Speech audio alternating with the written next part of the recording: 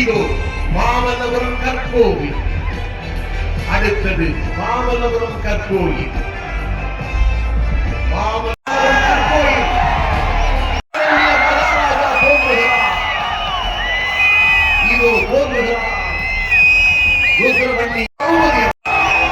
உலகெங்கும் சொந்தங்களாக நிறைந்து வாழும் வன்னியர்களின் கொடி, உலக வன்னியர்களின் அடையாளமான வீர வன்னியர் உருவான அக்கினியின் வடிவமாக இதோ அக்கினி கலசத்தை தாங்கி பறக்கிறது வன்னியர் சங்க கொடி.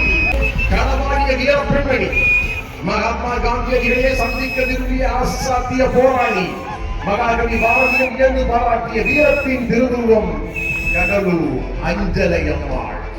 வீரத்தின் திருவுருவம் மகாத்மா காந்தியடிகளின் சத்தியாகிரக போராட்டத்தின் முதல் தியாகி இவர்.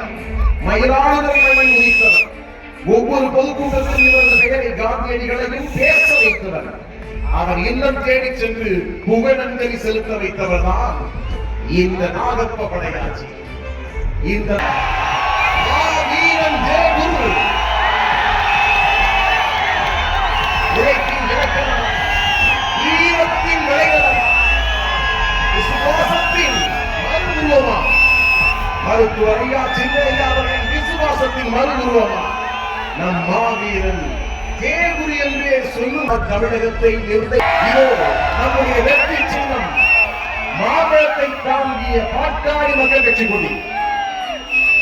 எதிர்காலத்தை ஆளப்போகிற சின்னம் நாம் தான் தீர்மானிக்கிற சக்தி மட்டுமல்ல, வழிகாட்டக்கூடிய பாட்டாளி மக்கள் கட்சியின் சாதனைகள் இருந்தாலும் இந்தியா முழுவதும் ஒவ்வொரு நாளும் பல ஆயிரம் மக்களின் உயிரை காக்கும் உன்னத திட்டமாம் 108 ஆம்புலன்ஸ் அன்புமணியின் நம் அன்புமணியின் அடையாளமாக திகழ்கிறது.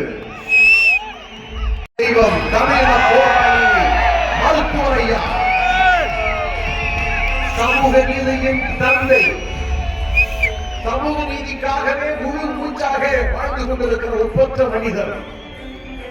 போராட்டம் ஓய்வில்லா போராட்டத்தை சமூக நீதிக்காகவே உழைத்து வருபவர், தமிழ் இனத்திற்காகவே உழைத்து வருபவர், எழுச்சி நாயகன் தரணி போற்றும் தமிழகத்தின் தன்னியற்ற ஆளுமை. நம்மை ஆளக்கூடியவர் என்று நம்பும் வரிசையில் ஒற்றை நட்சத்திரமாக ஜொலிக்கும் நமது அன்புமணியின் பின்னால் நாம் அணி திரள்வோம், வென்று காட்டுவோம். அணி திரள்வோம், வென்று காட்டுவோம்.